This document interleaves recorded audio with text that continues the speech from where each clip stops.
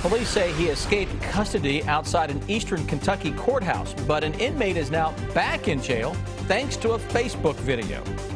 We're learning new details about a murder in Lexington where police found a man dead near some train tracks. It's a big game for UK with a big impact for folks around campus and the city. Tracking, alerting, protecting. This is WKYT News at 6. Good evening. Tonight, an inmate police say escaped custody is back in jail, and investigators tell us a Facebook video led them to him. Police say that Justin Talby escaped Friday as he and other prisoners were being unloaded at the Breathitt County Courthouse. As we first told you here last night at 11, this video featuring Talby later showed up on his friend's Facebook page. And today, state police told us how it helped them find Talby. Victor Puente has our top story at 6. Police had released a video they say was Justin Talby escaping, hoping it would lead to his arrest. They say they had no idea another video would tell them where he was. This video was taken last Friday when police say Talby ran from the Breathitt County Courthouse. They didn't know where he was until this video showed up Tuesday. It soon gained the attention of a state trooper. The trooper was able to gain access to that video. He was familiar with the location in which he was at. In the video, Talby claims he was released. Now, as you know, that on 10/9/2015, which was this past Friday, I was released from the Breathitt County Judicial Center on a ROR bond. The trooper knew the man who posted the video and arrested Talby at his home a few hours later. He asked if someone had turned him in, and the trooper advised that the reason that he was able to locate him is because of the video that he'd posted on Facebook. And once the trooper told him that, he didn't believe him. They say Talby didn't offer any resistance, but did seem surprised at how law enforcement had found him. To my knowledge, it's the first time we've been able to, I guess, locate somebody and pinpoint him through a video that they've actually posted instead of just posting a location. Talby has now had an escape charge added to his case. I called Three Forks Regional Jail to see if he wanted to talk about that video. He denied my request for an interview. In Moorhead, Victor Puente, WKYT. Talby was originally being held on charges of burglary, resisting arrest, and violating probation. Tonight, a Knox County mother faces charges after police say her 6-year-old child had marijuana. The Knox County Sheriff's Office arrested 28-year-old Ashley Edwards of Flat Lick. Yesterday, deputies say her child showed up at DeWitt Elementary School with marijuana. Deputies say they couldn't find Edwards at first, but they say when school let out for the day, they followed the school bus back to the child's home and found Edwards there.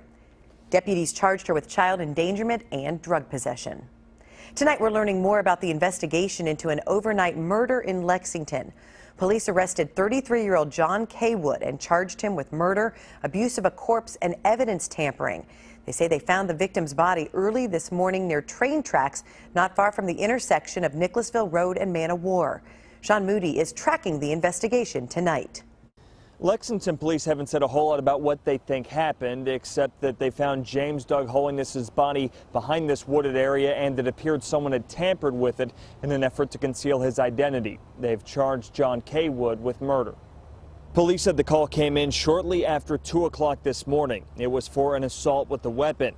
When officers got to the area of Nichols Park and Man of War, they say someone directed them to the overpass where Man of War crosses a railroad. It's an area where they say a lot of transient people stay. When they got down to that area, they did find a male that was deceased, and it was apparent that someone had tried to conceal that person's identity. This mugshot is the only picture we've been able to get of Mr. Holiness. Police said they got information very quickly that led them to John K. Wood. Around 6:40 this morning, they arrested him on murder, abuse of a corpse, and tampering with physical evidence charges. They haven't said what led them to K. Wood, but said they're still investigating. We are still asking that anyone in the community that may have information about either our victim or our suspect to please contact the police department. Doesn't matter how small the information is or how small they believe the information is, we would still like them to call and provide that for our detectives. Now, just a couple of hours ago, the Fayette County Coroner's Office said they're having trouble finding Mr. Holiness's family, and they want to get in touch with anyone who might know him. In Lexington, Sean Moody, WKYT. K. Wood previously spent time in prison for an attempted murder conviction in Bell County back in 2001. New tonight, investigators say they're out of leads as they try to figure out who's responsible for a deadly hit and run in Madison County. Berea police say someone driving a red pickup hit and killed 71-year-old Billy Croucher last month at the intersection of Prospect and Forest Streets. They've offered a $1,000 reward for information leading to an arrest. But so far, the reward has not helped, and Berea police say tips have stopped coming in. They're again asking the public for help.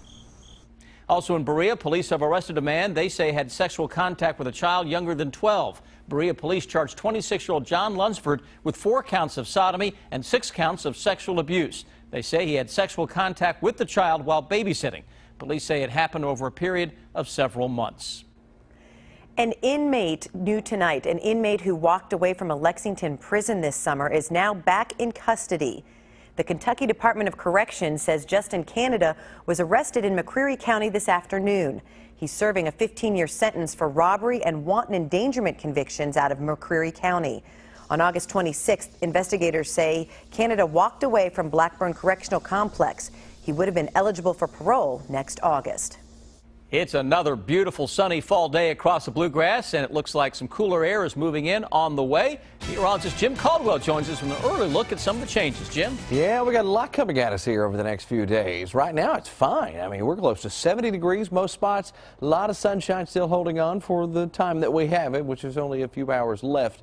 But tonight, our temperatures will take a pretty swift dive. We look to some of the readings out there right now. 68, just all over the place. Frankfort, Lexington, Richmond, Somerset, Mount Sterling. I mean, we have a lot coming in around 68 degrees. But tonight and early tomorrow morning, very different. This is 7 o'clock tomorrow morning, and we are looking at an outbreak of upper 30s through a big chunk of the area. We're right there on that threshold where we could see some areas of frost. It's going to be patchy in nature when you talk about temperatures like this, but there's a solid chance of getting in on some of that during the early morning. We will recover, though. Looks a whole lot like today out there tomorrow afternoon, tomorrow evening, right around 70 degrees.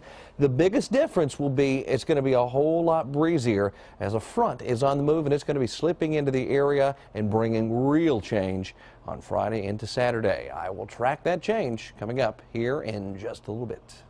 Thank you, Jim. Another UK basketball season will soon begin, and once again, there are some very high expectations for the Wildcats. Today, Coach John Calipari and his team answered some questions during the annual UK Media Day. Rob Bromley joins us with more. Rob? John Calipari previewing the season ahead, and he is predicted to have another outstanding team despite the loss of 7 players who have moved on to the NBA. Calipari is just getting started with this team. He's not sure exactly how he's going to play, and he said in November it will be kind of ugly. Calipari says there's one thing that surprised him in the early practices. That we're not as tough as I thought we'd be. I thought we'd be more of a tough, not a roughhouse team, but we'd be able to hold ground, and we're going to have to train them, you know, make them, you know, they got to be more aggressive. And I know all the fouls that are going to be called, and that's fine. This is a team. Let's let them call fouls on us, but just let's go. Pick this up. I was just a little bit surprised we weren't. And coming up shortly in sports, how do the players feel about it? How has Cal been in practices so far here in the early season? I'll have that for you in sports. Jennifer? Thank you, Rob. Friday night will help you get ready for Big Blue Madness. Before the Madness features behind the scenes from the Kentucky men's and women's basketball teams. It airs from 5:30 to 7 Friday night on the CW Lexington. Then Big Blue Madness will air at 7 on the SEC network. It's a busy next few days. The UK football team playing a rare Thursday night game against Auburn. It will be the first Thursday game ever at Commonwealth Stadium. With thousands of football fans coming to campus tomorrow, many UK students and staff will have to park somewhere else. Garrett Weimer joins us live from campus with more on the UK parking plan. Garrett? UK administrators say they've planned for tomorrow's game for over a year, and that game is now just 24 hours away. But we're already about to see some of those preparations, including a new parking plan put into place. A lot of UK students are used to moving their cars during football season, just not on a Thursday. We're basically being just put out in the middle of the week instead of we understand on the weekends, but in the middle of the week during class time, Students and employees will have to take shuttles to campus, but they aren't the only ones making changes for the primetime game. We want to make sure that our participants mainly are going to be able to get home and be able to maneuver throughout the city without having to contend with the traffic issues that may or may not take place. The nearby Lexington Senior Center will be closed on Thursday, and the Child Development Center of the Bluegrass just across Alumni will close at 1. We can't even access the building on a Saturday because it's all game day traffic. So thinking about that during a weekday when people are also commuting back and forth from work, we just didn't want to be an extra contributing factor to that traffic flow. UK administrators say they've tried to minimize the inconveniences because the national spotlight that comes with it is big. So it's more than just our football team. It's more than the new Commonwealth Stadium. It's a great opportunity to talk about the transformation happening here at the University of Kentucky. Employees and students are supposed to park at several assigned places, including Rupp Arena, Whitaker Bank Ballpark, and Southland Christian Church on Richmond Road. You can see behind me the lot here at the stadium has begun emptying out, even though those parking restrictions, most of them at least, don't go into effect until 7 o'clock in the morning. However, a parking lot for RVs across the street opens up to fans with permits less than 2 hours from now. Live at Commonwealth Stadium, Garrett Weimer, WKYT. Garrett, thank you. Fayette County school leaders say there may be some delays getting students home tomorrow for those who live near the UK campus. Speaking of parking, if you're headed to the Breeders' Cup at Keeneland later this month, you'll probably have to park somewhere else. Only those with prepaid parking credentials will be allowed to park at Keeneland. Everyone else will need to buy tickets for park and ride locations around Lexington and take a shuttle to Keeneland. It's a similar shuttle plan as the one used for the 2010 World Equestrian Games. I've been telling people if they don't have a parking pass in hand now, then they need to think about how they're going to get one. And the best place to get that is through breederscup.com/info, and you'll find all the information you need to know about parking and public transportation. Park and ride locations include the Kentucky Horse Park, Rupp Arena, and Whitaker Bank Ballpark. The tickets are $20 per vehicle. You can also buy day of passes at the Horse Park for $25 a vehicle. The Kentucky National Guard cutting the ribbon on a new facility. Next, how it will help the Guard both on the ground and in the air. And then why the DeMarcus Cousins Call Me sign is popping up on billboards across central Kentucky.